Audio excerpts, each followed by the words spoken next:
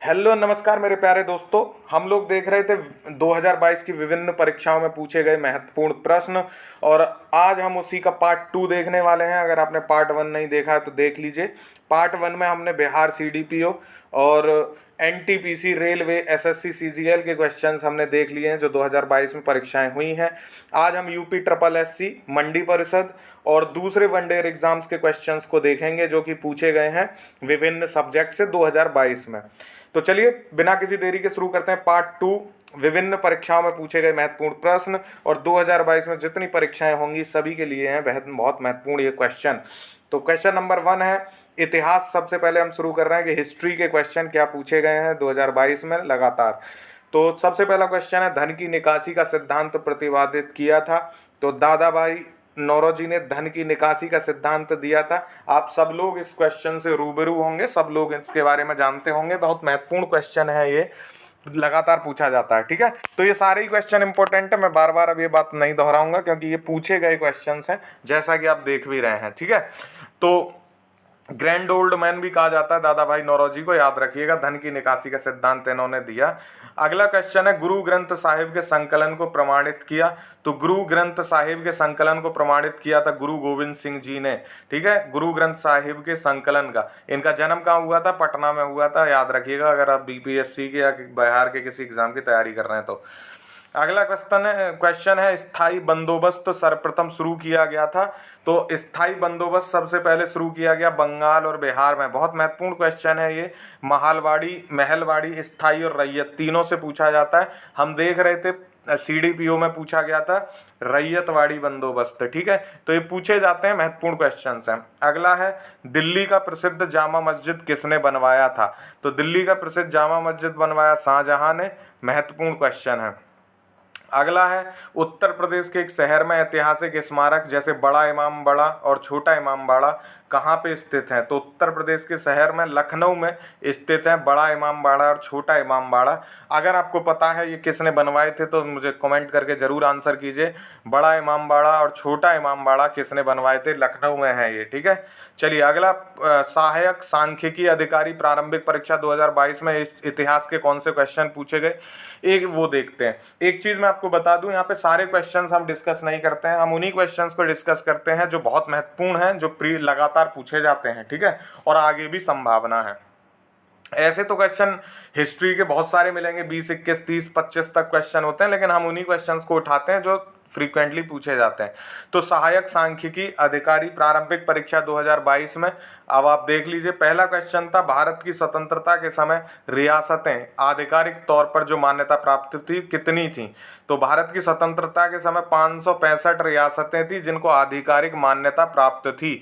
याद रखिएगा, अच्छा क्वेश्चन है ये। अगला है ब्रिटिश सरकार द्वारा भारतीयों के लिए शस्त्र निषेध अधिनियम पारित किया गया किस वर्ष? तो ब्रिटिश सरकार द्वारा भारतीयों के लिए शस्त्र निषेध अधिनियम पारित किया गया था 1878 में। कब पारित किया गया था? 1878 में ब्रिटिश सरकार द्वारा भारतीयों के लिए शस्त्र निषेध अधिनियम, महत्वपूर्ण है ये, याद रखना। शस्त्र निषेध अधिनियम 1878 में पारित किया गया था ब्रिटिश सरकार के द्वारा। अगला क्वेश्चन है दिसंबर 1885 में देश भर में 72 प्रतिनिधियों के साथ भारतीय राष्ट्रीय कांग्रेस की स्थापना की गई थी। तो A.O. ह्यूम ने करी थी इसकी स्थापना। 72 प्रतिनिधि थे, मुंबई में इसकी स्थापना हुई। पहले ये पुणे में मीटिंग होने वाली थी लेकिन प्लेग फैल जाने के कारण ये मुंबई में हुआ। तो ये आपको याद रखना है, कांग्रेस की स्थापना पूछ रहा है। ये भी पूछता है किसने की, तो A.O. ह्यूम ने की, ये भी ध्यान रखना है आपको। ठीक है, चलिए अगला क्वेश्चन है ब्रिटिश भारत की पहली पूर्ण आधुनिक समकालीन जनगणना आयोजित की गई थी।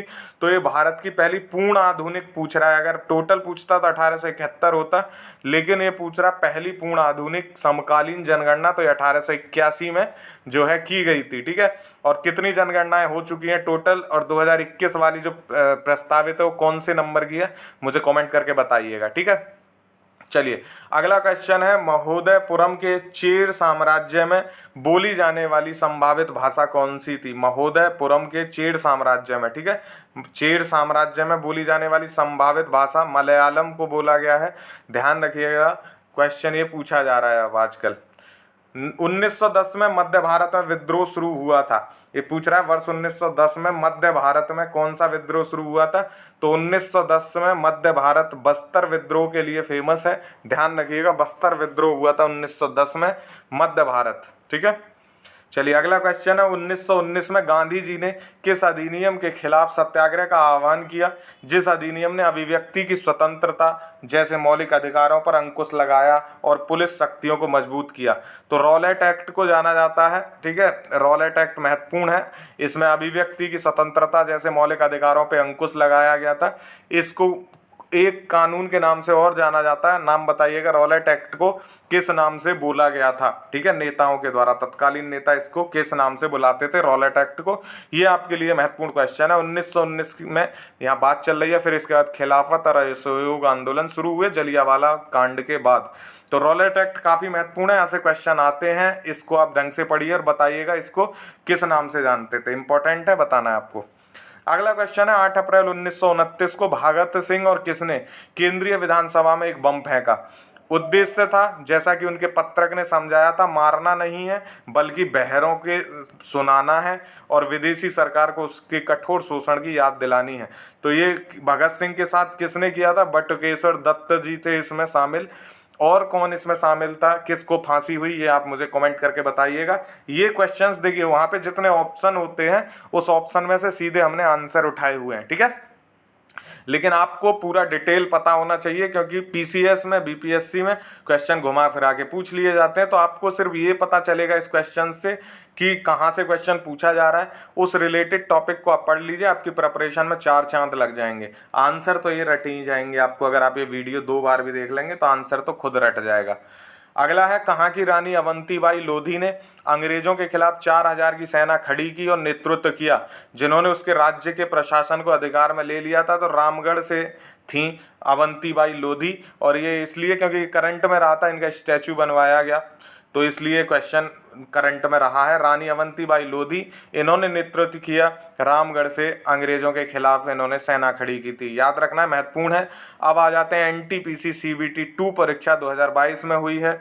इसमें पहला क्वेश्चन पूछा गया, नागानंद पुस्तक के लेखक कौन है। ये 2 बार पूछा गया क्वेश्चन, राजा हर्षवर्धन ने लिखी नागानंद पुस्तक। ठीक है, हम पहले पार्ट 1 में हमने देखा था, राजतरंगिणी के बारे में भी पूछा गया था। ठीक है, तो ऐसे क्वेश्चन ये इंपॉर्टेंट हो जाते हैं पुस्तकों से।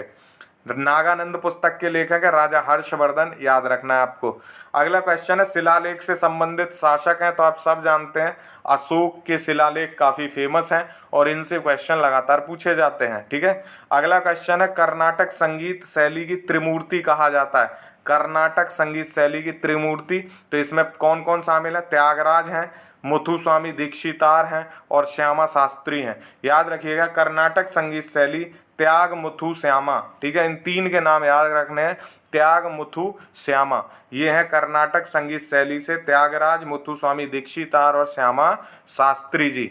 चलिए, 1942 में भारत छोड़ो आंदोलन का प्रस्ताव कहाँ पे स्वीकार किया गया था, तो आपको सबको पता होगा, वर्धा में भारत छोड़ो आंदोलन प्रस्ताव को स्वीकार कर लिया गया था कांग्रेस के द्वारा। महत्वपूर्ण क्वेश्चन है ये, बार बार पूछा जाता है, याद रखना है आपको, वर्धा में। अगला क्वेश्चन है, भगवान बुद्ध द्वारा सारनाथ में दिया गया पहला उपदेश किस नाम से जाना जाता है, तो धर्म चक्र परिवर्तन के नाम से जाना जाता है। भगवान बुद्ध द्वारा सारनाथ में दिया गया उपदेश, इसमें महानिभिष्क्रमण आता है। ठीक है, तो ये आपको पता होनी चाहिए, धर्म चक्र परिवर्तन क्या होता है, महानिभिष्क्रमण क्या होता है। ठीक है, इनसे क्वेश्चन बीपीएससी में और स्टेट एग्जाम्स में, बिहार के सारे एग्जाम्स में पूछे जाते हैं बुद्ध से संबंधित प्रश्न। ठीक है, 1925 में केंद्रीय विधानसभा के अध्यक्ष चुने जाने वाले राष्ट्रीय नेता थे, तो विट्ठल भाई पटेल थे जो केंद्रीय विधानसभा के अध्यक्ष चुने गए थे। स्वराज पार्टी से संबंधित ये क्वेश्चन है और बहुत ज़्यादा पूछा जाता है बिहार में। तो स्वराज पार्टी का क्वेश्चन बहुत इंपॉर्टेंट सबके लिए होता है। चित्तरंजन दास, मोतीलाल नेहरू, विट्ठल भाई पटेल इससे संबंधित थे, केंद्रीय विधानसभा के अध्यक्ष बने 1925 में। महत्वपूर्ण क्वेश्चन है ये, यहाँ से आते हैं क्वेश्चन। चोल काल में मंदिर के लिए उपहार में दी गई भूमि को क्या कहते थे, तिरुनामुट्टुकनी कहते थे, जो मंदिर भूमि में दे दी जाती थी, उपहार में दे दी जाती थी मंदिर बनाने के लिए, तिरुनामुट्टुकनी, ठीक है, चोल काल में। और चोल काल के बारे में एक बात बहुत फेमस है, ये प्रसिद्ध था अपने स्थानीय स्वशासन के लिए, ठीक है, पंचायती राज के लिए ऐसा कह सकते हैं। तो चोल काल बहुत ज़्यादा क्वेश्चन पूछा जाता है स्थानीय स्वशासन के लिए, और मंदिर के लिए उपहार में दी गई भूमि को कहते थे तिरुनामुट्टुकनी। याद रखिएगा, पूछ लिए जाते हैं ऐसे क्वेश्चन डायरेक्ट।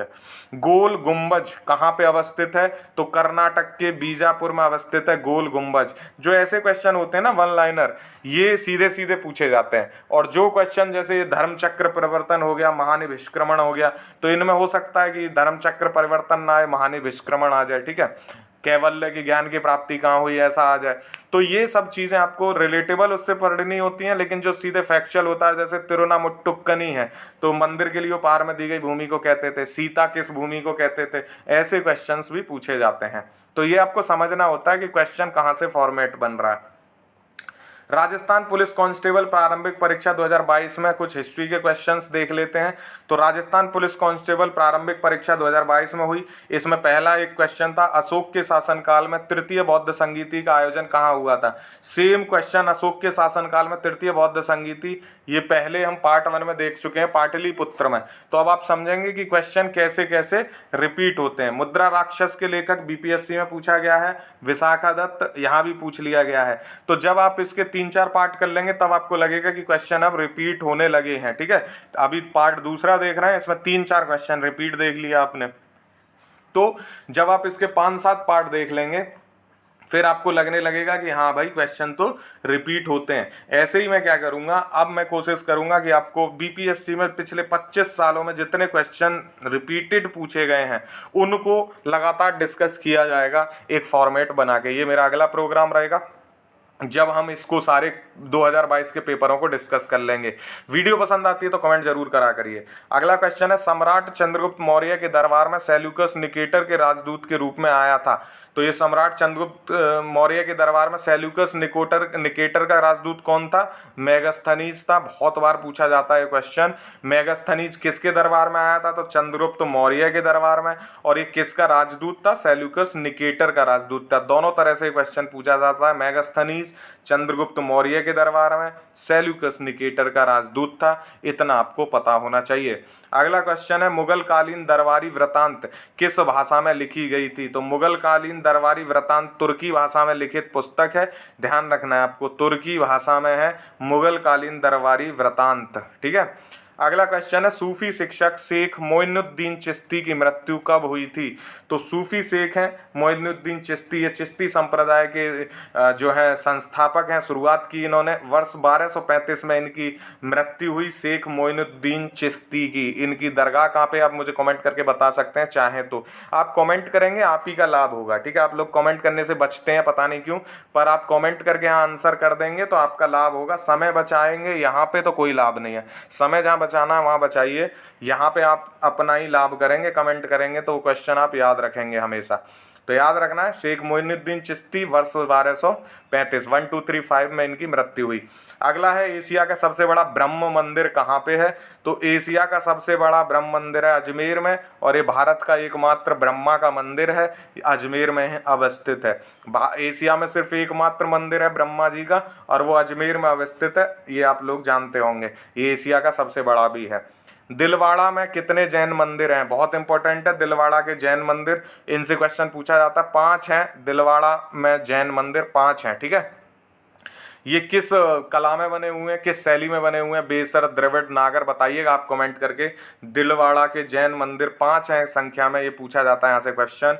राजा नागभट्ट द्वितीय का संबंध किस वंश से था? तो प्रतिहार राजवंश के थे नागभट्ट द्वितीय, जो गुर्जर प्रतिहार थे उन्हीं में प्रतिहार राजवंश से हैं ये नागभट्ट द्वितीय, याद रखना है। अगला क्वेश्चन है, 1928 में 1928 में वल्लभ भाई पटेल ने किसके खिलाफ गुजरात के एक तालुका बारदोली में किसान आंदोलन का नेतृत्व किया? तो वल्लभ भाई पटेल ने 1928 में हुआ बारदोली आंदोलन, और ये करों में वृद्धि के उसमें किया गया था वल्लभ भाई पटेल ने।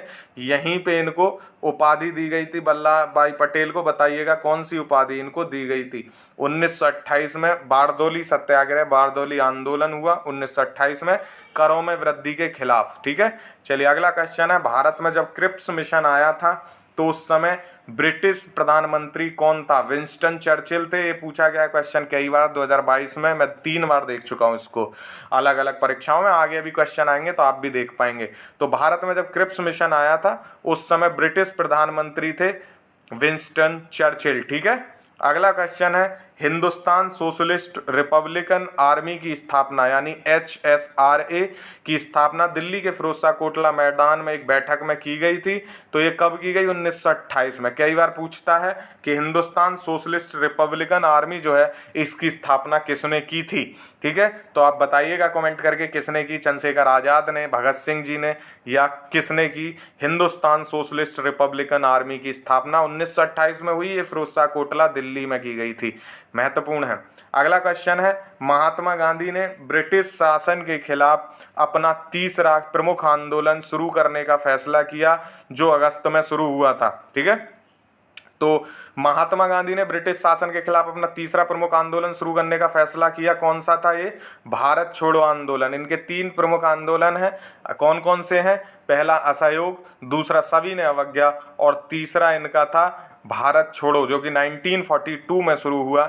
याद रखना है आपको ये गांधी जी के प्रमुख 3 आंदोलन। ठीक है, अगला क्वेश्चन है कालीबंगा उत्तरी राजस्थान के हनुमानगढ़ जिले में किस नदी के किनारे स्थित है? तो कालीबंगा राजस्थान में घग्गर नदी के किनारे है। आपको चारों जो है नदियां पता होनी चाहिए। इसको इस प्रकार बनाया जाता है। ऊपर आपको कौन सी नदी है जो JNK में है, इधर कौन सी नदी है ये आपको बताना होता है, इधर कौन सी नदी है ये बताना होता है। ठीक है, तो ये आप ऐसे भी बता सकते हैं। कई बार इसका ऐसे भी बना सकते हैं कि इधर कौन सी रिवर है, इधर कौन सी रिवर है, इधर कौन सी रिवर है और इधर कौन सी रिवर है। ठीक है, तो ये आपका पाकिस्तान में पड़ता है, बलूचिस्तान में। नीचे आपका गुजरात पड़ेगा, ऊपर JNK पड़ेगा, इधर उत्तर प्रदेश पड़ेगा। तो ये नदियां हैं जहां आपकी सिंधु घाटी सभ्यता या हड़प्पा सभ्यता फैली हुई थी। इसके बारे में क्वेश्चन पूछे जाते हैं। तो कालीबंगन जो सभ्यता है हनुमानगढ़ जिले में घग्गर या सरस्वती नदी के किनारे थी। ये आपको याद होना चाहिए। बाकी सारी नदियां आपको पता हो, रावी पता हो, सिंध आपको पता हो। ठीक है, ये आपको नीचे आपको घग्गर पता हो। तो ये पता होनी चाहिए नदियां जिनके किनारे सभ्यताएं बनी हुई थी। अगला SSC CHSL में कौन से क्वेश्चन है जो हिस्ट्री से पूछे गए हैं? तो गुप्त काल में विक्रमादित्य की उपाधि दी गई थी चंद्रगुप्त द्वितीय को। ठीक है, महत्वपूर्ण है, ये याद रखना है आपको। SSC CHSL का है क्वेश्चन। गुप्त काल में विक्रमादित्य की उपाधि दी गई थी चंद्रगुप्त द्वितीय को। ठीक है, चंद्रगुप्त द्वितीय जो है वो विक्रमादित्य के नाम से जाने जाते हैं। याद रखना है आपको। गंगा की विक्टर के नाम से प्रसिद्ध चोल शासक था। गंगा की विक्टर के नाम से प्रसिद्ध, तो राजेंद्र चोल प्रथम जाने जाते थे गंगा की विक्टर। ठीक है, अगला क्वेश्चन है गुरुदेव के नाम से प्रसिद्ध कवि। तो रविन्द्रनाथ टैगोर को गुरुदेव की उपाधि दी गई और गुरुदेव के नाम से इनको जाना जाता है, गुरुदेव रविंद्रनाथ टैगोर। अब आ जाते हैं ज्योग्राफी के क्वेश्चंस पे कि भूगोल के क्वेश्चंस कौन कौन से पूछे गए हैं हाल फिलहाल में। तो फिर से शुरू करेंगे UPSSC मंडी परिषद ड्राफ्टमैन प्रारंभिक परीक्षा। जो हिस्ट्री यहाँ पे खत्म हो गया, ज्योग्राफी शुरू हो गया। तो ज्योग्राफी में पहला महत्वपूर्ण क्वेश्चन है सिक्किम किस देश के साथ सीमा साझा करता है? तो आपको जो नॉर्थ ईस्ट यानी पूर्वोत्तर भारत के जो आपको मैपिंग है वो अच्छे से पता होगी तो आप इसको कर पाएंगे। सिक्किम किस देश के साथ सीमा साझा करता है? तो भूटान के साथ करता है। उसमें ऑप्शन दिए गए थे, उसमें भूटान ऐसा था जिसके साथ सीमा साझा करता था सिक्किम, बाकी देश एलिमिनेट हो जाते। तो ये ऐसे करके मैपिंग आपको पता होनी चाहिए। विश्व का सबसे बड़ा गर्म मरुस्थल कौन सा है? तो सबसे बड़ा जो मरुस्थल है गर्म वो सहारा है। ठीक है, फिर आपको और भी पता होना चाहिए, सबसे बड़ा भी सहारा है, सबसे गर्म भी सहारा है। ठीक है, सबसे ठंडा जो है गोबी मरुस्थल होता है। तो ऐसे आपको मरुस्थल के बारे में पता होना चाहिए। यूरोप में कोई मरुस्थल नहीं मिलता है, तो ऐसी चीजें आपको पता होंगी तो आपको हेल्प मिलेगी। पृथ्वी की सतह का लगभग कितना प्रतिशत भारत के द्वारा कवर किया जाता है? तो ये घुमा के पूछा गया है कि पृथ्वी की सतह का, तो भारत करता है 2.4%। पृथ्वी की सतह का लगभग 2.4% भारत के द्वारा क्षेत्रफल कवर किया जाता है। अगला क्वेश्चन है मसाई जनजाति के लोग लंबे बहुत गहरे भूरे रंग की त्वचा वाले होते हैं जो ज्यादातर पाए जाते हैं। तो कई बार ये मिलान करने के लिए आ जाता है जनजाति वाला क्वेश्चन, यहाँ पे थोड़ा घुमा के पूछ लिया है। क्वेश्चन बेसिकली यही है कि मसाई जनजाति के लोग कहाँ मिलते हैं, तो पूर्वी अफ्रीका में मसाई जनजाति पाई जाती है।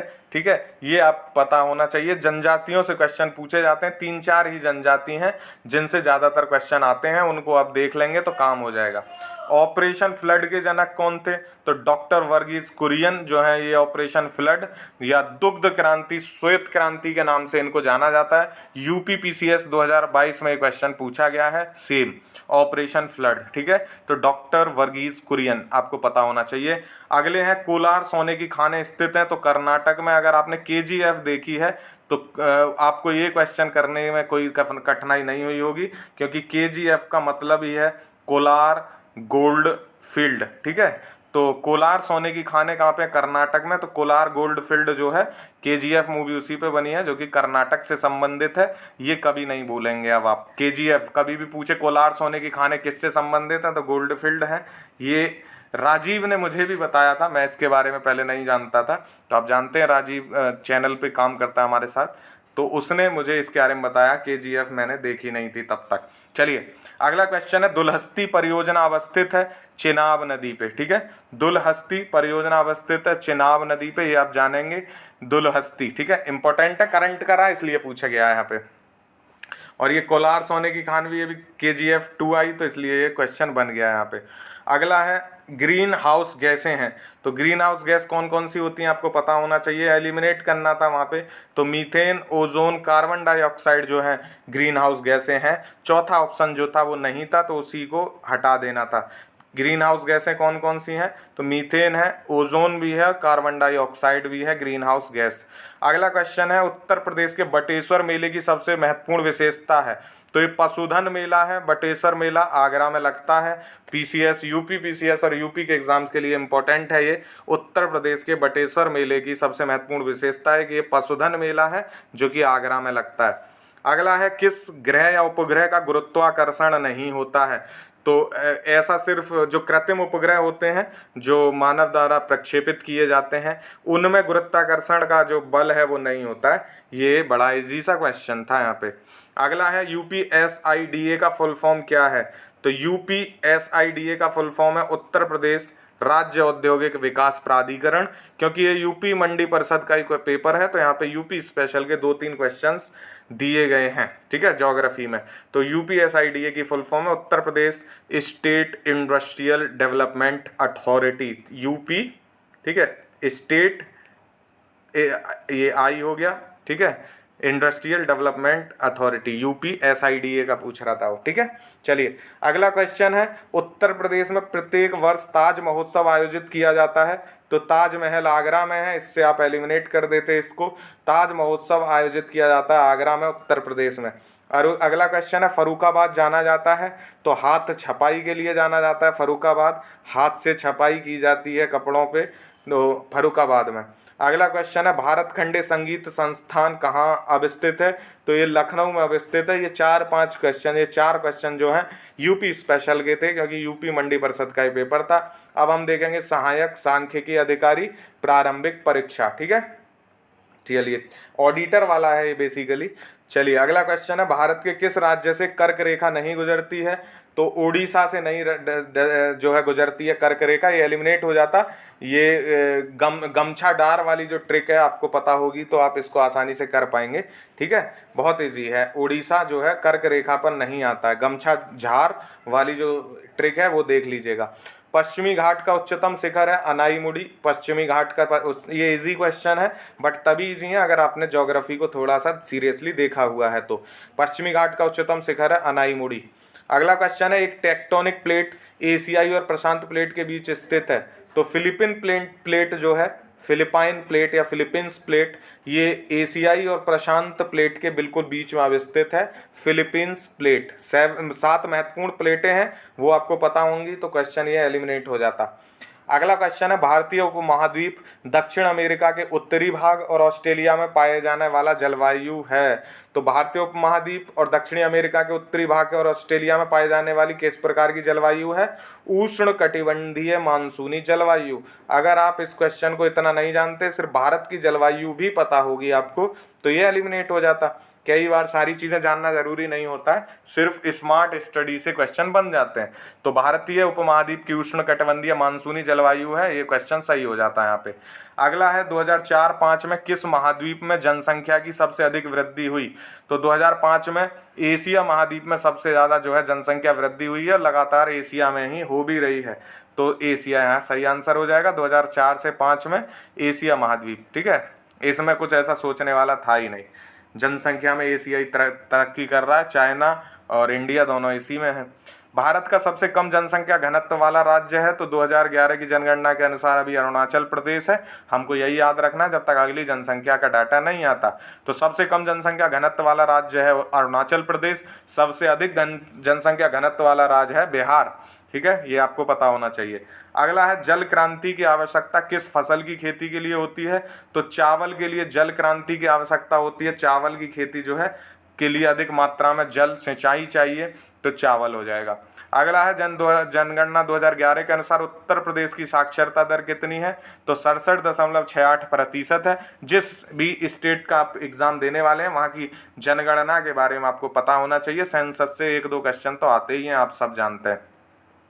अगला क्वेश्चन है एनटीपीसी सीबीटी 2 2022 से प्लेट टेक्टोनिक थ्योरी का सिद्धांत किसने दिया? तो अल्फ्रेड वेगनर ने दिया।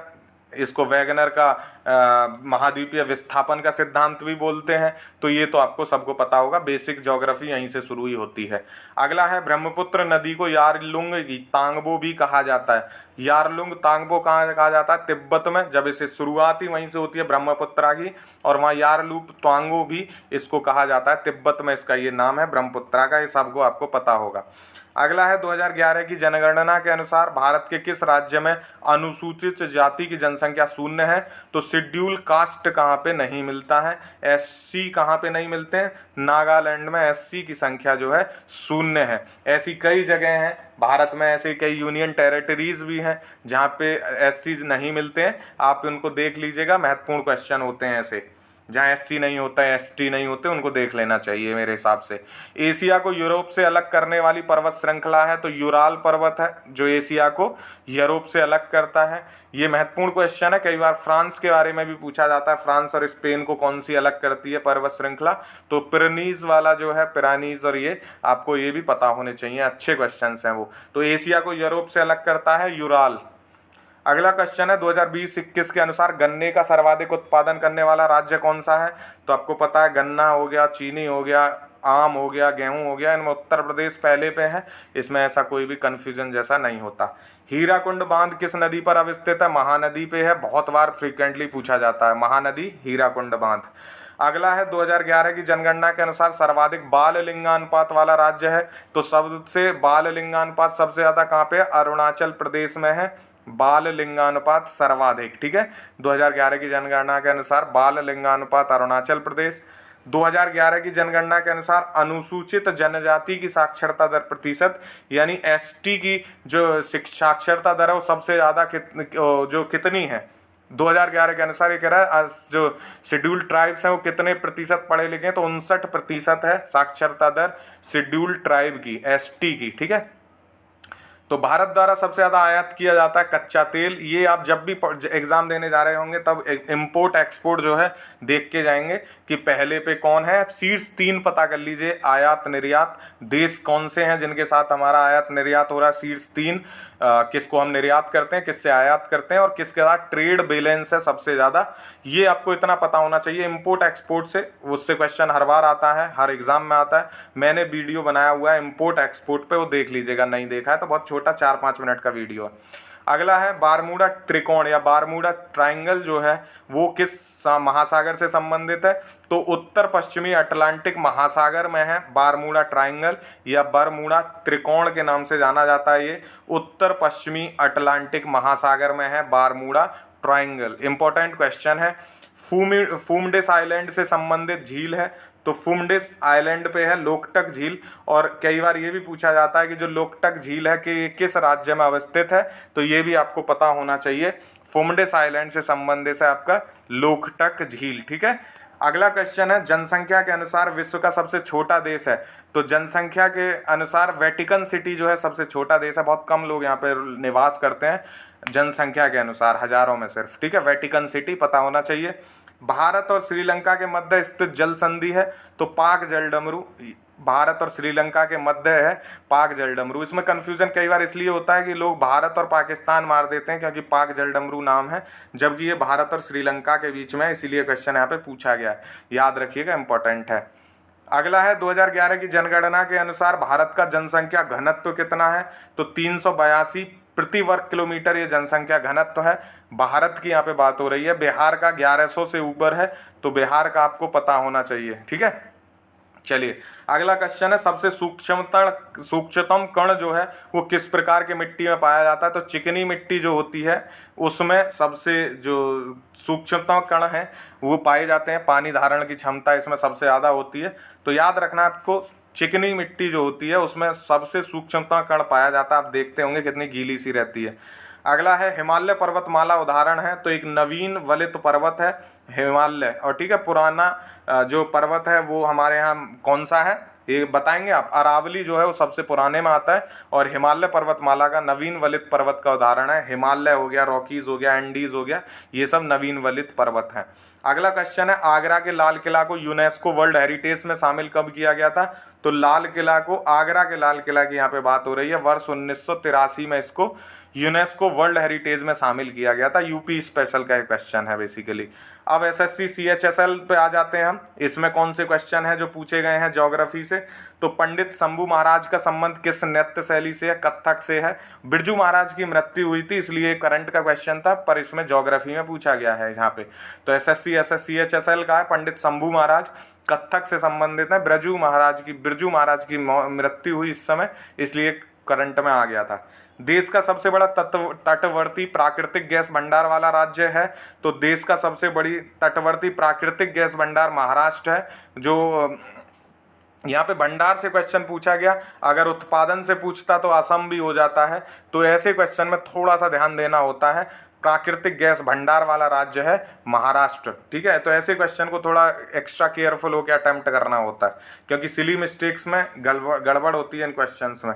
अगला है, भारत में सर्वाधिक नारियल उत्पादक वाला राज्य है। तो कर्नाटक में सबसे ज़्यादा नारियल का उत्पादन होता है। ठीक है, यमुना की सबसे बड़ी सहायक नदी है टॉन्स। बहुत इंपॉर्टेंट क्वेश्चन है ये, गंगा की कई बार पूछता है, लेकिन यमुना की सबसे बड़ी सहायक नदी टॉन्स है। और यहाँ कन्फ्यूजन बहुत ज़्यादा हो सकता था अगर आपको क्लैरिटी नहीं थी इसमें। तो चलिए अगला क्वेश्चन देखेंगे, पीर पंजाल रेलवे सुरंग भारत के राज्य या केंद्र शासित प्रदेश में स्थित है। कौन से में पूछा पीर पंजाल। तो पीर पंजाल जो है जम्मू और कश्मीर में है। ये कुछ ना कुछ इससे सुरंग से, अटल टनल से, इससे कुछ क्वेश्चन आजकल पूछे जा रहे हैं। तो ये आपको टनल जो है, सुरंग जो है, इनके बारे में पता होना चाहिए। ठीक है, अटल टनल रोहतांग दर्रे में, उससे भी आजकल पूछे जा रहे हैं क्वेश्चन। अगला है, WHO संगठन की स्थापना कब हुई थी। तो वर्ल्ड हेल्थ ऑर्गेनाइजेशन की स्थापना कब हुई दोस्तों। अप्रैल 1948 में। अप्रैल 1948 में WHO या वर्ल्ड हेल्थ ऑर्गेनाइजेशन की स्थापना हुई थी। ठीक है, ये इंपॉर्टेंट है, याद रखना है। अगला, एक मिनट, हाँ, अगला क्वेश्चन है, मैराथन दौड़ की दूरी कितनी होती है। करंट का क्वेश्चन है बेसिकली। 42.195 किलोमीटर। अगर आप इसको मील में देखेंगे तो 26 मील और 386 गज जो है मैराथन दौड़ की दूरी होती है। और ये करंट का क्वेश्चन है।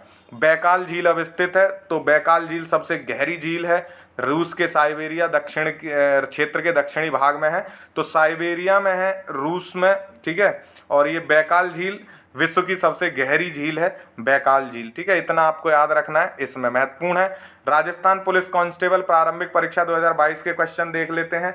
तो राजस्थान पुलिस कांस्टेबल में पहला क्वेश्चन क्या पूछा गया ज्योग्राफी से, भारत का दूसरा सबसे बड़ा जलप्रपात जो कावेरी नदी पर है, ये किसके रूप में जाना जाता है। तो भारत का दूसरा सबसे बड़ा जलप्रपात है शिव समुद्रम जलप्रपात, कावेरी नदी पे है। और पहला कौन सा, जोग या गुरसप्पा बोलते हैं उसको। तो पहले 2-3 आपको पता होने चाहिए। आजकल अगर डिफिकल्ट क्वेश्चन बनाना हो तो दूसरा सबसे बड़ा, तीसरा सबसे बड़ा भी पूछ लेता है।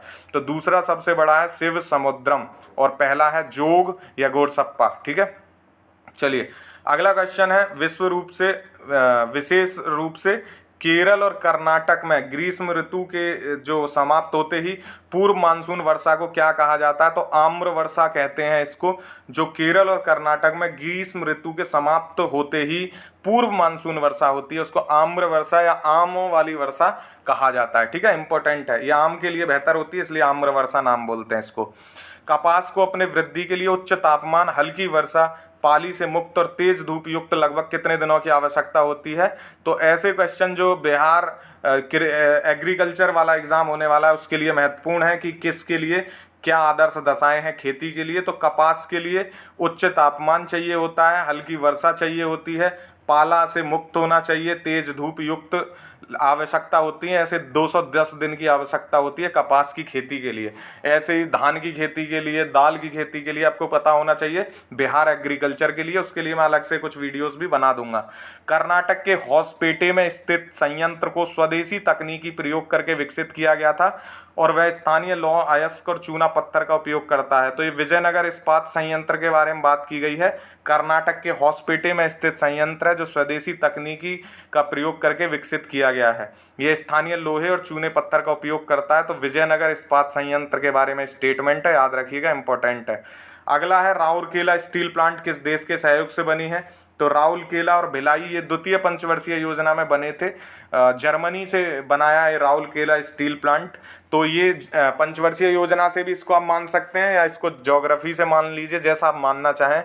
राउरकेला स्टील प्लांट बना द्वितीय पंचवर्षीय योजना के समय में बता रहा हूँ आपको, ध्यान रखिएगा, जर्मनी के सहयोग से। अगला क्वेश्चन है भारत में राष्ट्रीय वन संरक्षण नीति कब शुरू की गई? तो 1982 में, और प्रोजेक्ट टाइगर शुरू हुआ 1973 में। तो ये दोनों ही क्वेश्चन बहुत बार पूछे जाते हैं। वन्य जीव अभ्यारण्य जो वो भी वन्य जीव अधिनियम भी याद रखना है आपको। 1973 में प्रोजेक्ट टाइगर याद रखना है आपको। भारत में राष्ट्रीय वन संरक्षण नीति 1982, ठीक है। 1986 में आपको वन्य जीव अधिनियम। ये जितने भी अधिनियम है याद रख लीजिएगा, महत्वपूर्ण है, पूछे जा रहे हैं आजकल। अगला एक क्वेश्चन है, एक औषधि पौधा हिमालयन यू टेक्सस बाल्चियाना पाया जाता है। तो ये करंट का क्वेश्चन था। औषधि पौधा हिमालयन यू पाया गया हिमाचल प्रदेश और अरुणाचल प्रदेश के क्षेत्र में, याद रखिएगा। औषधि पौधा है टेक्सस बाल्चियाना। तो ये करंट का है बेसिकली। अगला है कोठारी किसकी सहायक नदी है? तो बनास की सहायक नदी है कोठारी नदी। अगला क्वेश्चन है डुरंड रेखा किन देशों के बीच अवस्थित है? तो भारत और अफगानिस्तान के बीच है डुरंड रेखा। मैकमोहन रेखा है आपका भारत और चीन के बीच। रेड क्लिफ है भारत और पाकिस्तान के बीच। डुरंड रेखा है भारत और अफगानिस्तान के बीच। तो इन रेखाओं से भी क्वेश्चन पूछे जाते हैं, आपको पता होना चाहिए। कंचनजंगा को विश्व विरासत में कब शामिल किया गया था? तो कंचनजंगा को जुलाई 2013 में विश्व विरासत में यूनेस्को की जो लिस्ट है उसमें शामिल कर लिया गया। कंचनजंगा को 2013 में। थार पारकर नस्ल है। तो देखो पिछले पेपर में हमने मुर्रा नस्ल देखा जो भैंस की थी, थार पारकर जो है गाय की थी। और ये थार पारकर कई बार पूछा गया है बीपीएससी यूपीपीसीएस में, ठीक है। थार पारकर पिछली बार यूपीपीसीएस 2021 में पूछा गया था ये क्वेश्चन, अब यहाँ पे पूछा गया है। तो ये रिपीट होते हैं क्वेश्चंस, ये ध्यान रखना है। नस्ल के आपको एक भेड़ की थार पारकर, ये आपकी गाय की, और एक मुर्रा आपकी भैंस की, भेड़ की, ये कुछ हैं जो नस्लें जो आपको पता होंगी तो आप एलिमिनेट कर दोगे। मौर्या का संबंध है आदिवासी से। तो मौर्या जो है आदिवासी से संबंधित शब्द है, याद रखना है। 10 डिग्री चैनल अवस्थित है। तो लिटिल अंडमान और कार निकोबार द्वीप में है 10 डिग्री चैनल।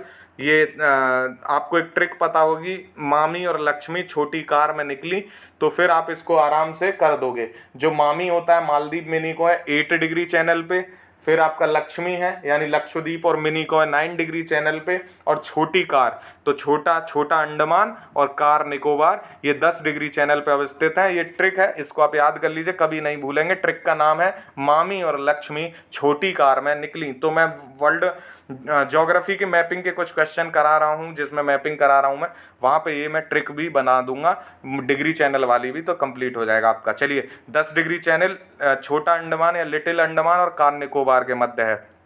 अगला क्वेश्चन है प्रति हेक्टेयर नारियल उत्पादन के मामले में अग्रणी राज्य है? तो केरल है। प्रति हेक्टेयर नारियल उत्पादन के मामले में अग्रणी राज्य केरल, ठीक है। नारियल, ये देखो कई बार क्वेश्चन आ चुके हैं अलग अलग तरीके से। भारत में ये प्रति हेक्टेयर है नारियल उत्पादन, वहाँ पीछे उत्पादकता पूछा गया है, तो ऐसे ध्यान रखना है आपको। भारत में उत्तर पूर्वी मानसून आता है तो दिसंबर से फरवरी में आता है भारत में उत्तर पूर्वी मानसून। मानसून से दूसरा क्वेश्चन हम देख रहे हैं अभी में। पूर्वी भारत का सबसे बड़ा कोयला क्षेत्र है तो झरिया में है। अब आप बताइएगा झरिया कहाँ पे है, ठीक है, किस स्टेट में है झरिया? छत्तीसगढ़ में, झारखंड में, कहाँ है झरिया? पूर्वी भारत का सबसे बड़ा कोयला क्षेत्र माना जाता है इसको। अगला है पूर्वांचल पहाड़ी का हिस्सा नहीं है, तो सेवराय पहाड़ी जो है पूर्वांचल पहाड़ी का हिस्सा नहीं है। इंपॉर्टेंट क्वेश्चन है, याद रखना है आपको, पहाड़ियों से क्वेश्चन पूछे जाते हैं। अगला क्वेश्चन है किशोर जनसंख्या को समान रूप से किस वर्ग में समाहित किया जाता है? तो किशोर जनसंख्या कैसे है? 10 से 19 आयु वर्ग के बीच के बच्चों को किशोर बोला जाता है, ये ध्यान रखना है आपको। अभी टीकाकरण हुआ किशोरों का, तो उससे संबंधित क्वेश्चन है, करंट को ज्योग्राफी में पूछा गया है। भारत सरकार द्वारा व्यापक परिवार नियोजन शुरू किया गया था 1952 में। व्यापक परिवार नियोजन, आजकल ऐसे क्वेश्चन पूछे जा रहे हैं, ध्यान रखिएगा। व्यापक परिवार नियोजन या पुरानी स्कीम्स जो 1995 में शुरू हुई, 1999 में शुरू हुई, या फिर राष्ट्रीय विकास परिषद का क्वेश्चन बार बार पूछा जा रहा है, तो इन पे थोड़ा अवेयर होइएगा, ध्यान से देख के जाइएगा। अगला क्वेश्चन है छोटा नागपुर पठार लोक नृत्य के लिए प्रसिद्ध है, तो मुंडारी लोक नृत्य किया जाता है छोटा नागपुरी पठार में। इसमें कई सारे ऑप्शन थे, वहाँ पे मुंडारी जो है सटीक आंसर था। अगला क्वेश्चन है गांधी सागर वन्य जीव अभ्यारण्य कहाँ पे अवस्थित है? तो गांधी सागर मध्य प्रदेश में है। वन्य जीव अभ्यारण्य ये करंट में था, इसलिए यहाँ पूछा गया है। तो जो ऐसी चीज़ें होती हैं, जो अभ्यारण्य है, अधिनियम है, वो ज़्यादातर चांसेस होते हैं कि वो करंट की कोई चीज़ चर्चा में रही हो तो उनको बेसिक पूछ लिया जाता है। आज का ये पार्ट 2 हम यहीं रोक रहे हैं, अगले पार्ट 3 में हम इसी का आगे शुरू करेंगे, जिसमें राज्य व्यवस्था देखेंगे, फिर और चीज़ें भी हम देखेंगे सेम पेपर्स में। बट आज यहीं रोक रहे हैं क्योंकि वीडियो ऑलरेडी कितना लंबा हो चुका है हमारा, देखते हैं 41 मिनट का हो गया, इसको यहीं रोक रहे हैं। अगला पार्ट 3 आपको अगले 2 दिन में मिल जाएगा। वीडियो कैसा लगा जरूर बताइएगा, कमेंट करिए। पार्ट 3 आपको मिलेगा 3 दिन में के अंदर अगले। तो thank you so much for watching, have a good day, all the best for exam. जय हिंद।